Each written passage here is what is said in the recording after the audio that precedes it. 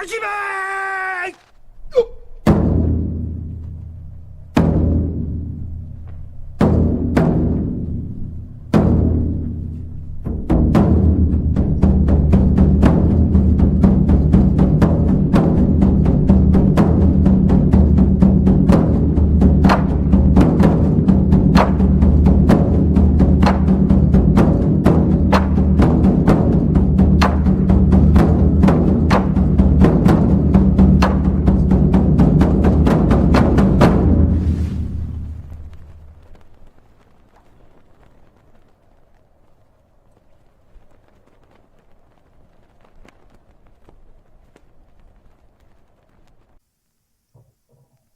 Salve, Legionaries. This is General Lance, joined to you, obviously, as with always, Sergeant Barnes, but today we have the Warrior Philosopher. Salve, Imperator, Warrior Philosopher, how are you? Salve, I'm doing excellent. How are you? I'm doing great, brother, I'm doing great. So actually, I had an emergency transmission, okay? So we're actually off the coast of Venezuela right now. I'm being served some pina coladas by some very gentle women here in the island of Curacao from my U-boat. And, it just came to mind, what's going on in Venezuela? What's happening? Where can it go? And what are the illusions? And for those of you who don't know, in Venezuela, there's this crisis going on, right? Venezuela is ruled by a dictatorship, a communist dictatorship, and it held elections in which fraud was committed. So at midnight, the votes stopped, right? And then suddenly it was recounted, and lo and behold, someone who was projected to have lost won. Sounds very similar, does it not? Oh, yes. I've heard this story before somewhere. I can't put my finger on it. No, but in any case, what ended up happening was something to that effect, but they actually had balls, and they actually had brains, and they revolted. They made sure that those votes were actually counted, and everyone knows Maduro and his cronies are illegitimate, right? And so I guess I just want to take it down and go down the path and explain how did we get here, and why is it that it's happening now, right? So you just tell me your vibe about the situation, your read on the situation. We'll take it from there. Yeah, it's quite interesting because you see this time and time again. The same story repeats itself, as you've alluded to. And I think what's interesting about this particular example is that relatively you have not seen as blatant of the ideological struggle between the forces of socialism and communism take precedence so much in the modern day. Of course, a lot of our intervention as the United States has been primarily in the Middle East, dealing with largely, of course, in 2003, Operation Iraqi Freedom, also known as Operation There's Totally WMDs Here, but there actually isn't. For real. Of course, the Arab Spring brings up a lot of quote-unquote pro-democracy interventions in Libya, attempted in Syria, and so on and so forth. So this is sort of a return to more of the Cold War era types of ideological struggles between essentially what is a communist government. People don't realize, and I've been speaking to citizens of Venezuela actually right now, and they're telling me that Maduro's government is largely supported by, guess who? The Cubans. And what is Cuba but not one of the few actual remaining communist states in the world? This is a regime that is supported by BRICS. And for those of you that don't know, BRICS is Brazil, Russia, India, China, and South Africa. And although obviously these aren't blatant communist countries, they are successors largely of a communist worldview, especially the Chinese. So when you think about who's backing Venezuela, it is essentially the modern day equivalent of communists. And though ideologically they very much differ from communism, it's still essentially that spirit of conflict between the West and the East, between the forces of course, this is with quotation marks, democracy, and the forces of Democracy. communism. I As big love quotations there. democracy. We should fucking put a Emperor Palpatine freaking quote in there. No, but continue. I'm sorry. Continue. No, you're good. And I think what's so interesting about this is a lot of us have grown up with a spiritual neurosis of where is our fight? Where is our struggle? In Fight Club, it is there. The Great Depression. There is no Great War. Our Great War is a spiritual war. Our Great Depression is our lives. But here you see a struggle which I think resonates with a great deal of Americans from a great deal of different political backgrounds. Because in opposition to Maduro, you have so many different kinds of people. The same way you had so many different kinds of people in a conflict like the Spanish Civil War. What people don't realize is without Franco uniting the Phalangists, the Carlists, the more moderate conservative right, they would have all fought amongst themselves. It's the same with the kind of people who oppose Maduro. It's very much a diverse range of opinions, but what unites the different factions is that Maduro is essentially a communist, and he is holding on to power at the expense of the good of Venezuela. And we have an opportunity, a very unique opportunity that has not been present before for probably the past 30 years to actually have a stake in what's happening in regards to this big, wider conflict. Like Venezuela is an opportunity for all of you legionaries out there. You actually have an opportunity to be a part of a fight against communism. This is an opportunity that has largely been absent since the end of the Cold War. So I think largely what we're talking about today is how can we help combat communism internationally? How can we help the nation of Venezuela maximize its potential? Because it's never going to do that under Maduro. Maduro is a terrible leader.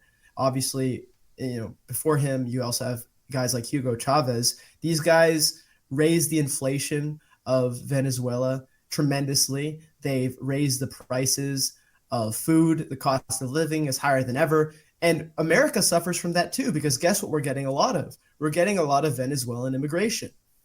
Erik Prince said if countries, and he was mainly talking about Africa, but I'm sure this applies to South America, and I'm sure he had this in mind, but he said, if these countries can't govern themselves, if nations in Africa with very corrupt politicians, very corrupt elites who essentially money launder all this international aid for themselves so they could buy Mercedes-Benz cars and Lamborghinis, if this is going to be the reality, and of course it's very similar in South America, then as Erik Prince says, let's put the imperial hat back on and let's go into these countries and let's reinstitute an actual viable government.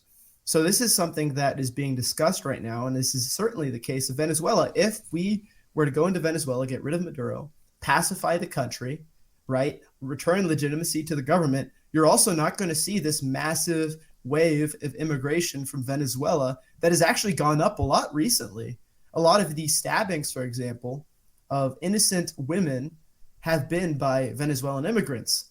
And if we go and we pacify Venezuela, you're not going to see this great immigration to the United States. So, Erik Prince, I agree with you, glorious imperator. Let's put the imperial hat back on and let's return law and order to these countries.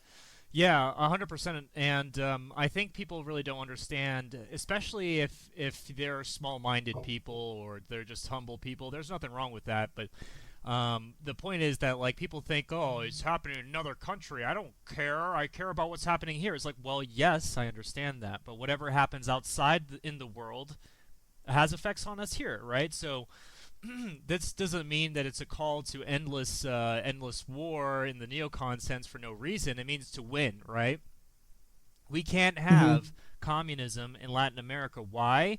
Because it has far-reaching effects domestically, especially not just simply with crime, but with the economy, with the well-being of our fellow American states elsewhere. I mean, the Monroe Doctrine is this idea is that we're first among equals in this league in the new world, right? And that the idea is that people look to us for help and protection, and we've failed at that thus far. I mean, the people of Venezuela right now, they're reaching out for someone who will protect them and, who will overthrow this evil tyrant, really.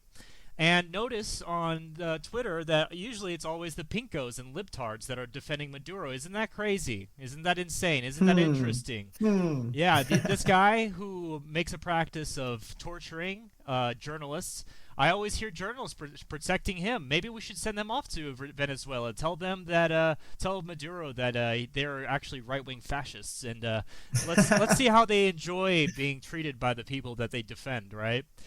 No, but like Yes. at the end of the day, I think you're right, and I think not only that, I think America has a destiny to extend from the Aleutian Islands all the way down to Tierra del Fuego, and I think this is our good opportunity to maybe make that happen, and not in a overt Hmm. sense, but like in a positive sense, right? So like we're not going to Yes. annex them or anything, but to be held in a brotherly union, right? But Yeah. that's too far down the line. But what I'm trying to tell people is this: is that how do you fight communism? Well, first of all, you start fighting it by rejecting its first principles, right? What is communism, right? This belief in utter equality on the basis of whatever, and that everything can be perfect if only the big bad were away, and like basically it's a lie, right? It's predicated on an illusion that gratifies the how do you say the pretense of the lowest of the low, the lumpenproll, right? But they always suffer the most. Remember that during the Soviet Union, the first people to die after the revolution were the revolutionaries themselves. They were the first ones to populate the gulag right after, they raped and tortured and killed all the aristocrats. You know who was right after them, right on their heels? The communists. And so ultimately it's a Hmm. lose-lose situation for everyone. In fact, it's a universal threat to humanity. And ultimately what I'm trying to tell people is this very fact. And once people understand that the way that you win is by rejecting the first principles, then you start to understand what the true values of life are, right? And those are always natural in the sense that they are always indicated by nature. So nature is brutal, yes, but nature is beautiful. It demands excellence. Nature is tough love, right? And so if you're able to exercise tough love to oneself, you're able to actually create a polity which will ultimately reflect the type of standard of living you want, prosperity, happiness, food on the table. Hell, in Venezuela, I heard that people are using stacks of cash as traffic cones because of how worthless it is. Let alone the Hmm. fact that they're having a hard time actually manifesting all this let's say food to shelve the supermarkets. And this is a thing that happens all the time. I remember when I worked in a Cuban restaurant, there's this guy who I'll redact his name because apparently Cubans agents operate uh, behind the borders retribution for escaping Cuba. But he and his mom Hmm. strapped themselves to a raft and made it over into Mexico and finally into the United States. And due to the fact that the United States has this great program giving them citizenship because they're refugees from a communist country, they usually are the greatest and most adamant uh, anti-communist politicians and Yes. individuals. And I've noticed this all the time, and it's great. And the way that you see this is basically like, unfortunately, his mother passed away when they were in the middle of the Gulf of Mexico, because of dehydration and was eaten by sharks. And of course, he couldn't Oh do wow. anything.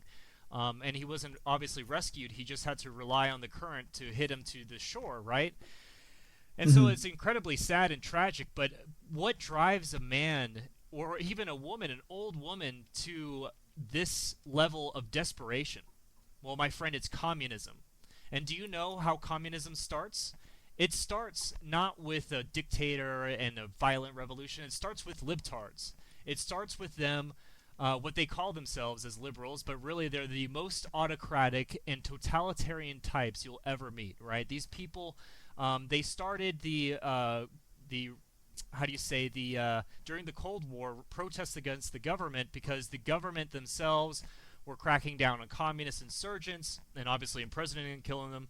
And I don't care because, as we see with Maduro, they did so for good reason, right? And ultimately, Hmm. what I'm trying to tell people is that effectively what happened was, that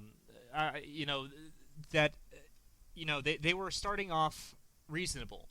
So they're, oh, these people are evil. We could have better standard of living if there weren't all these terrible oligarchs who were taking all the wealth, even though they were generating all the wealth. They were the reason why all the wealth was being created in the first place. Oh, it would be terrible. And what ended up happening was they struck literally black gold, right? So when they had their revolution, they realized that they had these oil reserves off the coast. And these oil Yes. reserves are what are propping up or have propped up the Venezuelan government for so long. And because of that, they have for a very long time flown by the seat of their pants in the regards of the fact that they don't have to worry about any of that shit, right?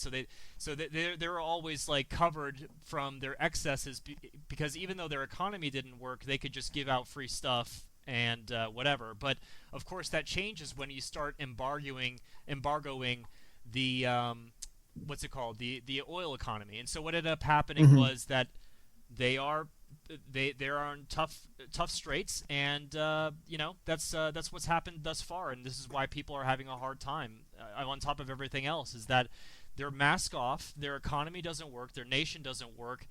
They get regularly disappeared, if that makes sense. They're regularly assassinated. Individuals who are dissidents who say, hey, this is probably not a good idea, are regularly held in prison and tortured, and people of families disappear often. And this has to stop. This has to stop. Do you have any comments, by the way? Yeah, well, you mentioned oil, and I think I want to add a little bit of context to the whole oil situation in Venezuela. So Venezuela actually possesses the highest oil reserves in the world currently. But the thing with Venezuelan oil compared to, for example, the oil you get from OPEC, which is essentially the Gulf, so that's Saudi Arabia, UAE, Kuwait, all those countries, is that the oil from those countries is a lot easier to refine. I guess what you would call Venezuelan oil is almost a sort of dirty oil. It's a lot more expensive to refine that oil, and hence, of course, it's not as lucrative as the oil in Saudi Arabia. It's the same case with the United States, actually, is that the United States also has a lot of oil reserves. Of course, fracking is a largely debated topic, but we, like the United States, could be an autarky if we really needed to. But going back to Venezuelan oil, one of the things with Maduro was that there was a lot of heightened, let's say, tension in the region because recently, of course, they found the oil reserves in Guyana, and Guyana uh, borders Venezuela. And of course, Maduro wants to invade Guyana. Mm-hmm. And, you might think to yourself as an American, like, why should I care about this? This doesn't affect America. But it actually does, largely because of what I mentioned before. Venezuela, under Maduro, is very closely aligned with BRICS. And of course, there are certain nations within BRICS that I don't necessarily see as opponents to the United States. Even so Brazil is definitely not an opponent. India is definitely not an opponent. South Africa, they're not influential enough to either be a friend or foe. But Russia, even, I don't necessarily consider Russia. It's interesting with them because overall, it's like, does Russia have imperial ambitions, or are they just trying to defend their autonomy? And I would actually argue that Russia does not have imperial ambitions like a lot of people want to paint in the media. Certain guys like Dugin obviously do. But I think largely the Ukrainian war is more of a reactionary response than a return to building some empire. I think this is liberal propaganda trying to Right. present it as such. However, China is an existential threat to the United States. That's what we have to recognize. I am willing to debate about the whole issue of Russia, but China is undebatable. This is clearly an adversary of the United States. And Venezuela is largely propped up by China. And of course, the stronger that China gets in building allies internationally, one of the United States' greatest advantages over a nation such as China is that we have a lot more allies. We have a lot of relationships that are built on mutual cooperation. So, for example, in the Pacific, our advantage is we have good relations with even India, which is a member of BRICS. We have good relations with Japan, South Korea, the Philippines, Taiwan, even Vietnam. Vietnam, which is historically our enemy I because heard of that. I heard that. obviously, Yeah. Yeah, Vietnam would be our ally because they see China as a bigger threat than us. So when China increases its international reach, and you see this happening in Africa, people talk about how horrible European colonialism was. Like, oh, Europeans are so evil. You know, they colonized Africans. Africans were treated infinitely better under European rule than they currently are under Chinese. Yeah, Because don't the tell them Chinese that. essentially have. Don't tell them No, that. but people.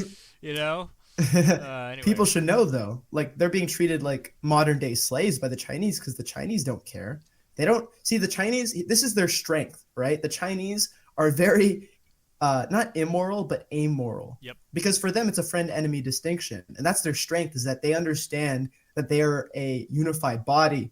Spangler talks about this. He doesn't actually think it's China. He's referring to Japan when Spangler writes Man and Technics, but everything he says about Japan becomes true about China. He says, now that the West has shared our secrets of technics, which is industry and economy, with the East, because the West has grown decadent, the East is going to spiritualize technics as an instrument of will to power. And this is exactly what China has done.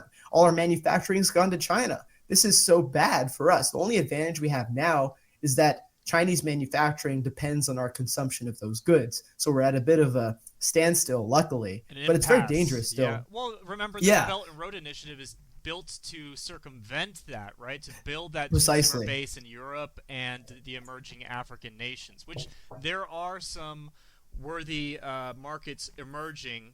So obviously Saudi Arabia is one, but you know, generally speaking, MENA in general is an apt market. Iran certainly is. A number of different places, but you're absolutely correct. And it's also like, this is why we talk about what we talk about, is because, you know, people are like, oh, you can't be mean. It's like, no. The people that are able to be cruel, they hold the future. They can be the future.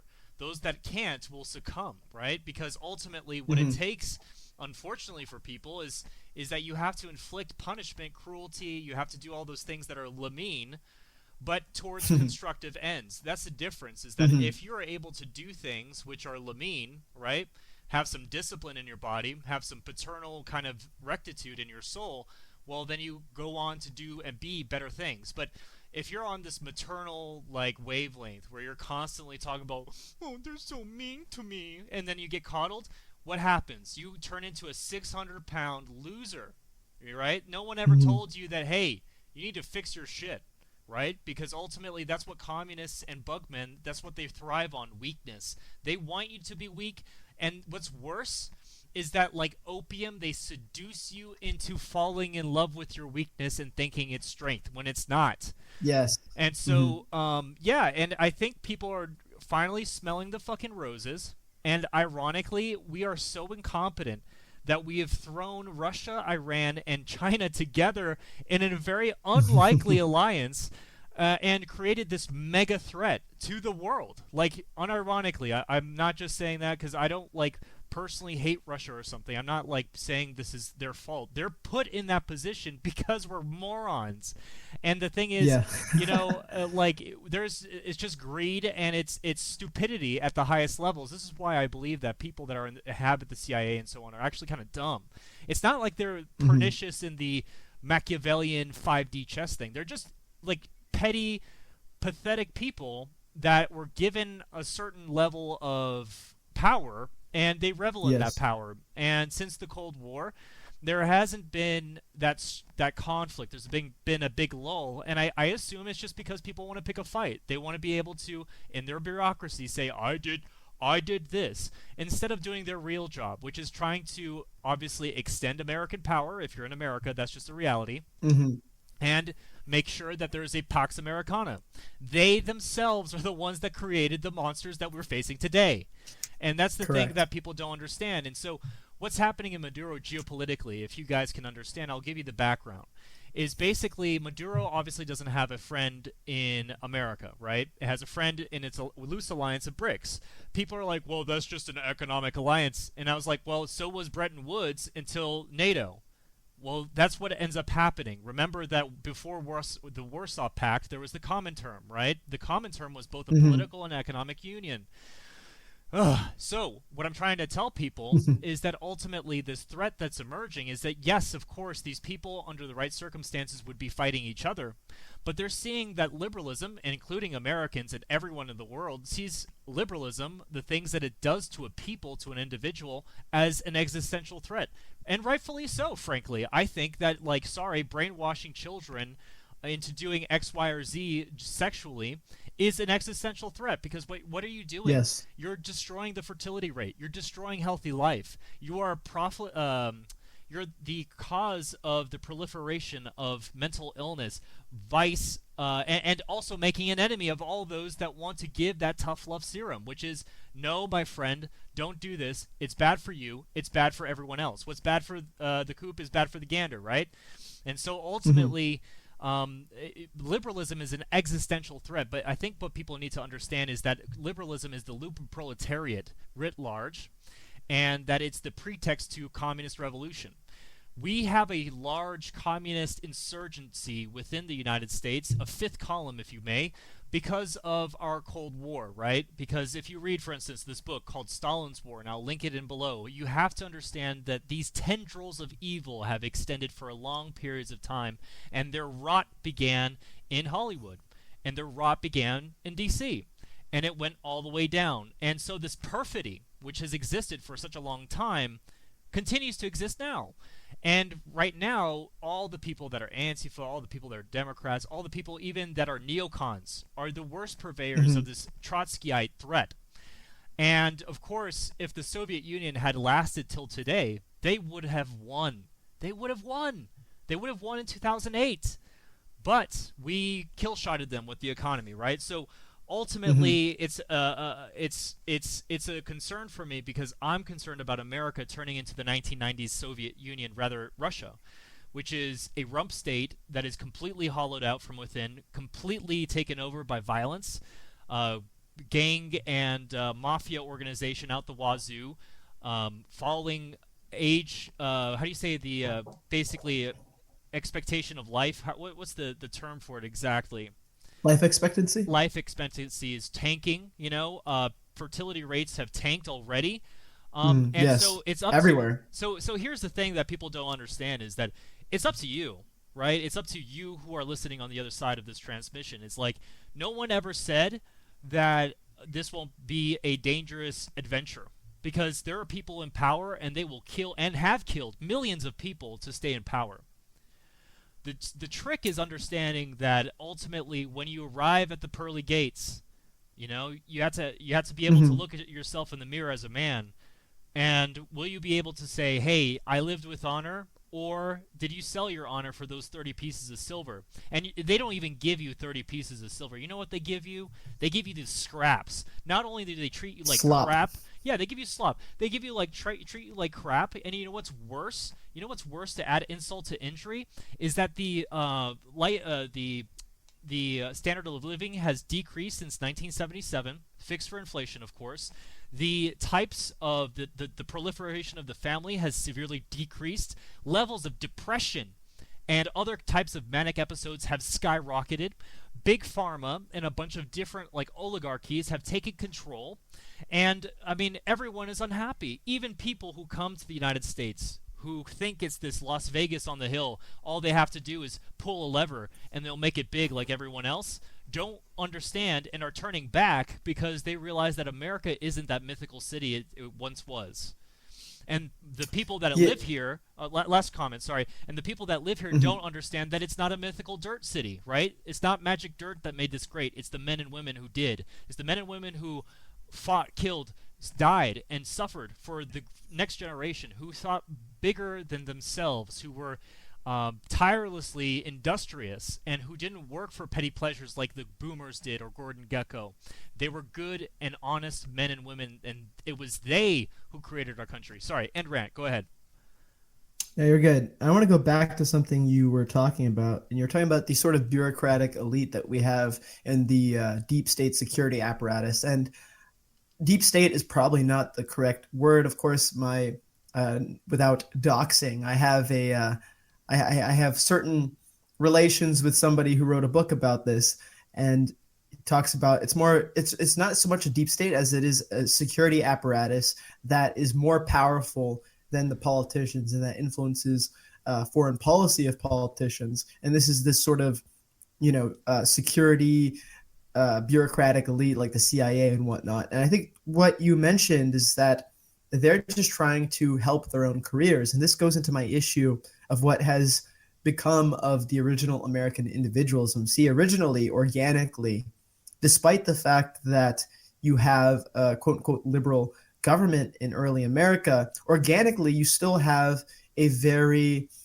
strong, positive will to exceptionalism. Something that Ren actually talked about on his podcast on the Lotus Eaters is that this liberalism of the early American founding fathers wasn't really a ideological liberalism. It was just sort of how they manifested this original Anglo way of life. So, of course, as we can see, it's been, if something can be subverted this bad, then clearly at its core, it is also rotten. However, the way it manifested originally was still positive. You still had that exceptionalism. You still had an organically orchestrated American identity that sort of is greater than just the petty individualism. But the problem is, because they chose liberalism as their core ideology, is that over time, this turns into a very base level materialistic individualism. And you see this in what you describe with the security bureaucratic elite like the CIA. Now they're just working for career advancement. Now they're just working for themselves. There is no collective vision that people are willing to sacrifice for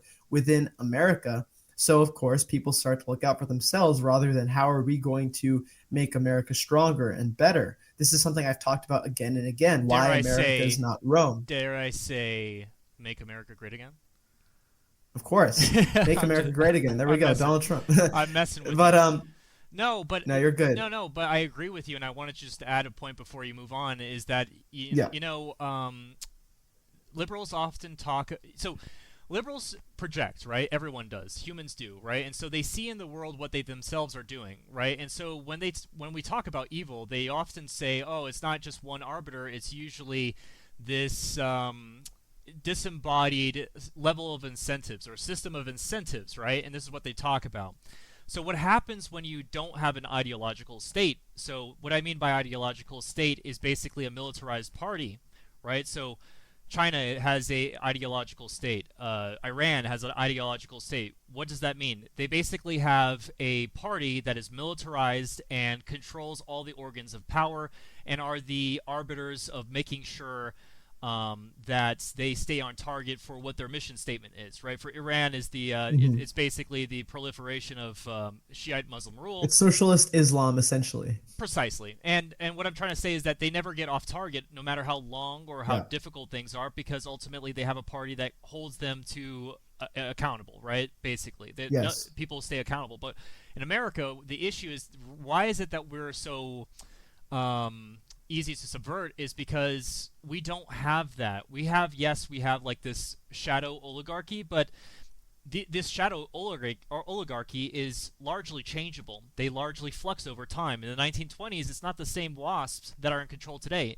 Dare I say, they're not even WASPs anymore. There's something, well, let's just say there's something quite else, right?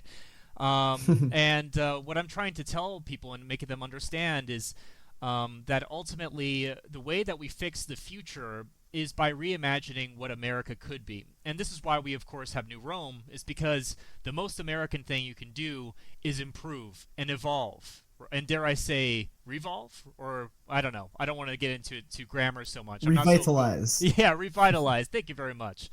Either way, my point that I'm trying to make writ large for you, Legionary, is this, is that basically the world right now is finding itself in the crush of combat, the crush of conflict, and this is what nations are made of. And this is what, and it's wars themselves which create what nations truly are. This is why the majority of the American consciousness comes back from the Civil War, right? Because it is the Civil War that we bled the most for what we have, right? It's for better or for worse. Like I'm not making a statement as far as who won the right side or whatever, but everything is defined by that. If you notice it, everything is defined by it. And so what I'm trying to say is that ultimately in the coming wars, which I see on the horizon, in my mind's eye, I see this. You're looking across the water, and I see this dark, infinitely dark rainstorm, hurricane, lightning bolts hitting in the distance, and it's coming fast towards us, and we're not prepared. We're playing in the sand, losing our freaking minds, being nasty, right? And ultimately, the secret to the future is not simply living for today, but living for tomorrow, to understand and live for something above oneself. And I was reading Viktor Frankl, Maps of Meaning, so on, and basically this idea is that even at his time in the 50s, that basically there was this lack of meaning most pronounced amid Americans. There wasn't this mass meaning that there existed elsewhere, but even for him, there was a crisis of meaning, right? A spiritual crisis. Because if all you can do is, let's say, if you can only live to be an interior home decorator or your little job, your little career, you don't have a grand mission. Like, people in Iran, for better or for worse, they have a grand mission. People in China, they have a grand mission because their mission is bigger than them. It's bigger. It's meta. It's bigger than their lifetime. It's infinite. It's thousands of years. It reaches into the remote past and it succeeds them into the remote future. And so ultimately, America doesn't have that. And until it does, it will never be a true nation. And which is why we're treated like a freaking economic location as opposed to a people with a consciousness. Correct. Right? And so this is what maybe I'm speaking for myself, but what I see as New Rome, what I call New Rome is America as it should be, as it will be, as it can be, right? And so go ahead. And not just America as America, but what America represents is something imperial, I think. It's not just a nation. It's not just this petty piece of land. It's something that expands. It's something that dominates everything. And it should not be restrained to just what we consider the national borders of America. What America is an imperial vision, like Rome. Yep. That's what it should be. Yep. The problem is that we had the original core of being more like Carthage, right? Without having that strong martial ethos, without having that strong martial identity. And if I could, I'd like to quickly bring it back to Kennedy and what Kennedy tried to do. And of course, he's very imperfect. He did a lot of things that I would disagree with, but he did a lot of things that I think were quite exciting. I think Kennedy is one of those people who is restrained by his environment. He was restrained by the amount of things that he could get away. He was literally. He was literally assassinated by the government, most likely. But what I'm getting at is, I think Kennedy is somebody who did have a larger vision for what America could be. Of course, he says, ask not what your country can do for you, ask what you can do for your country. And a lot of the sort of more libertarian people don't like Kennedy because they felt that he was trying to sort of build this, expand the government. But I think he was trying to expand the government in a way that actually could have led more to this sort of imperial vision, this Roman vision, if you will. He instituted physical fitness standards in school. That was one of his major projects. He wanted to turn the youth of America into this strong and virile and physically fit young generation. That's martial, right? This is a martial pursuit. Yes. He also, in many ways, is what I would call a Bonapartist. And what a Bonapartist is, I think, is somebody that is born into, and when I say born, I don't mean like physically born, but their peak of their career comes about in a Republican environment. So Napoleon Bonaparte, obviously, he has to appeal to the French Revolution, even though he has an imperial vision, right? Mm-hmm. So in a lot of ways, people might consider him, quote unquote, liberal, because that's like what he starts off with, but then he turns it into something totally different. Yep. And he uses that, and he almost becomes a Caesarian figure. And you see this in Bolivar, who is the president of the first president of Colombia, and the first president of Bolivia, and of course, he's the leader of Venezuela, right? He creates Gran Colombia, which includes Venezuela, and Bolivar sort of seems like this liberal figure because he kind of revolted against the monarchy. And just really quick, I want to go over Bolivar because we're talking about Venezuela. Please.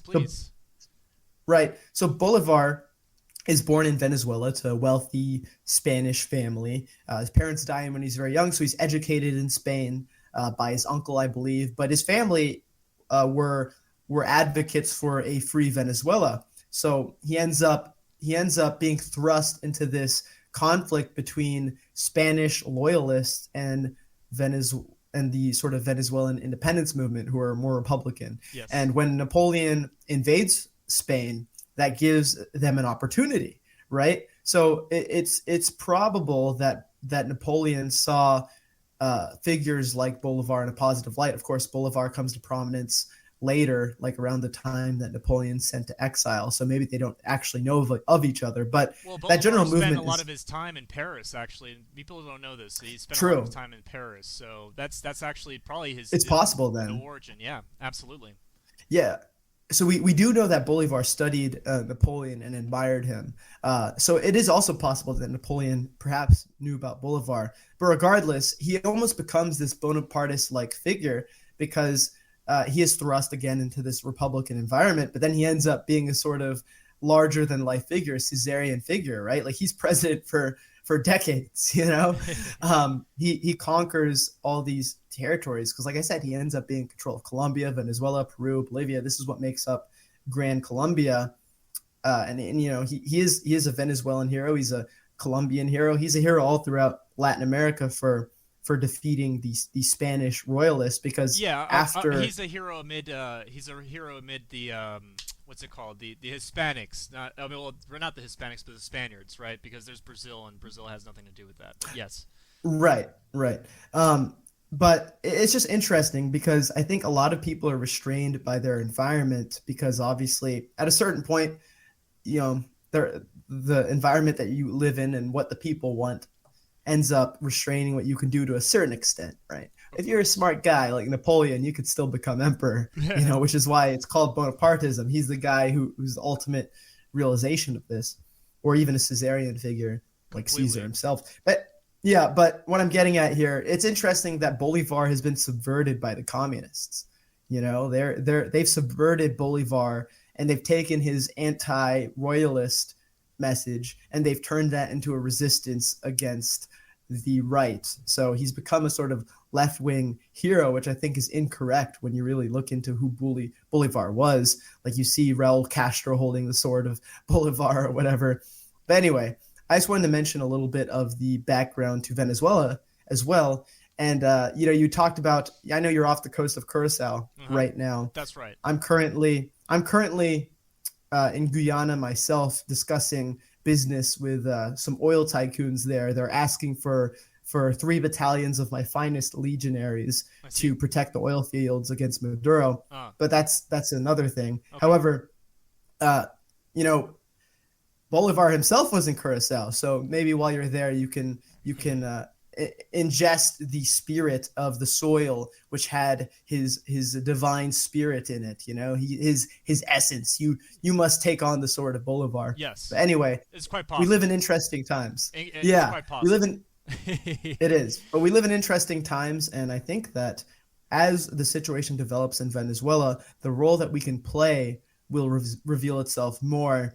And it'll be interesting to see what happens. But I guess my message to the legionaries is stay ready, be ready. When the call of destiny arrives, you must answer it. You cannot ignore it. You cannot hide from it. It is like a light that seeps in through the darkest caves and the darkest corners. It is a light that does not need a source. It literally shoots through walls. It destroys the walls, and then it penetrates itself into you. No homo. It becomes a part of you. It fills your blood with a different kind of essence. It becomes ichor. It becomes that of the gods. This is what happens when destiny reveals itself. When the lady in the lake reaches up with the sword, you must take it. Yes. If you don't take it, you are a pussy.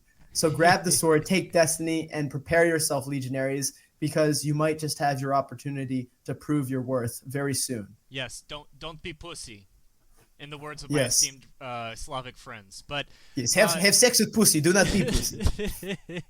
Yeah, no, but in last comments here that I'd like to add, yes, people look at history and they always look from the sidelines. Especially if you read history, you think that these things are beyond you, but they're not.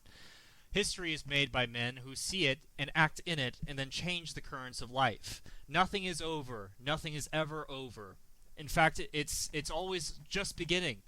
And America is a very, very young country. I mean, the entirety of the Americas is a young place. It's still in its juvenile, really kind of it's in its infancy, truly still. If you think about it, like other countries have always had thousands of years of history, and we barely have anything. And I think what the future belongs to those men who are themselves the reason why their environment is as they are, as opposed to being a product of their environment. You can tell who Mhm. you are by how you feel in the world. I think that the world is like GTA MMO, except it's for me, right? It's for my legionaries. It's for all of you, and that's our message here. And here, in the crush of history, at the crux of time, this fork in the road, whether Maduro or let's say a patriotic Bolivar comes to power, that's entirely up to us. It's up to you, Legionary. It's up to you. And so until next time, let me finish this nice mojito. I finished my pina colada earlier. And I do agree with Berlusconi. I think my immigration policy is that cute girls can stay, okay? But until then, salve, and or rather ave, and ave imperatori, and goodbye, warrior. Thank you so much for coming on. Ave Caesar, Ave New Rome. Thanks for having me. Ave.